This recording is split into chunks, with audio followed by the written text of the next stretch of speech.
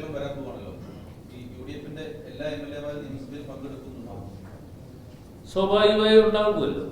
രാഹുൽ മാങ്കൂട്ടത്തിന്റെ കാര്യത്തിൽ അല്ല, അതേക്കുറിച്ച് പാർട്ടി ഒരു തീരുമാനം എടുക്കും. പാർട്ടി തീരുമാനിക്കുന്നതനുസരിച്ച് കാര്യങ്ങളിലേക്ക്.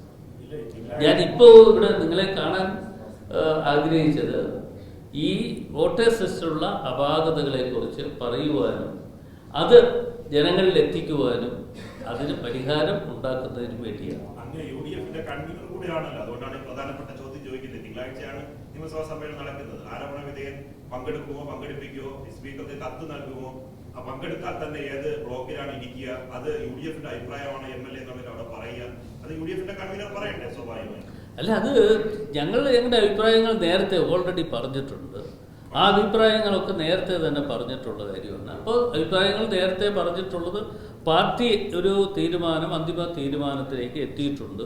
ആ തീരുമാനത്തിലേക്ക് എത്തിയതിൻ്റെ അടിസ്ഥാനത്തിലാണ് അദ്ദേഹം യൂത്ത് കോൺഗ്രസിൻ്റെ പ്രസിഡന്റ് സ്ഥാനം ഒഴിയാനുള്ള നിർദ്ദേശം കൊടുത്തു. ആ പ്രസിഡന്റ് സ്ഥാനം അദ്ദേഹം ഒഴിഞ്ഞത് KPCC എടുത്ത തീരുമാനത്തിൻ്റെ അടിസ്ഥാനത്തിലാണ്. ഒരു തെരഞ്ഞെടുക്കപ്പെട്ട വ്യക്തിയാണെങ്കിൽ അദ്ദേഹത്തിന് മാത്രം കാര്യം ചോദിക്കാനും ബാക്കിയുള്ള ആളുകളെ കൂടെ ചോദിക്കും. ആ സഭയിലുള്ള മറ്റ് ചില ആളുകളും ഉണ്ടല്ലോ. ഞാൻ ആളുകളുടെ പേരൊന്നും പറയാൻ ഞാൻ തയ്യാറാകത്തില്ല. അല്ല, അത് തന്നെ ഞാൻ പറയുന്നത് ഈ മറ്റുള്ള ആളുകളും ഇതേ ആക്ഷേപം ഉള്ള നേരിട്ടിട്ടുള്ള ആളുകളുണ്ട്. അത്തരം ആളുകൾ ആ സഭയിൽ തന്നെ ഉണ്ട്. ആ സഭയിൽ ഇപ്പോഴും തുടർന്നുകൊണ്ട് പോകുന്നു. അപ്പോൾ തുടർന്നുകൊണ്ട് പോകുന്നു എങ്കിൽ അത് ശരിയോ തെറ്റോ എന്ന് ഞാൻ നിങ്ങളോട് തന്നെ ചോദിക്കാം. നിങ്ങളും ഒരു മാധ്യമ സുഹൃത്തുക്കൾ എന്നുള്ള നിലയിൽ നിങ്ങൾ അതേക്കുറിച്ച് അന്വേഷണം നടത്തണം, അതേക്കുറിച്ച് അഭിപ്രായം പറയേണ്ടവരാണ്.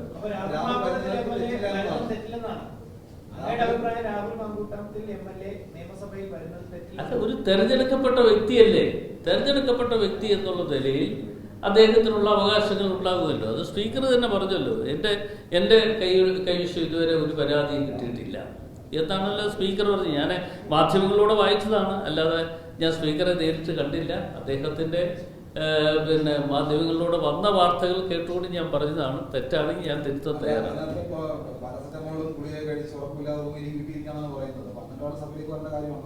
ഇല്ല, ഞാൻ ഡോക്ടറല്ല. ഞാൻ ഇത്തരം കാര്യങ്ങളൊന്നും എനിക്ക് അന്വേഷിക്കാനുള്ള സമയമില്ല. മറ്റു കാര്യങ്ങൾ ഒക്കെ നമ്മൾ അന്വേഷിച്ച് കാര്യങ്ങളിലേക്ക്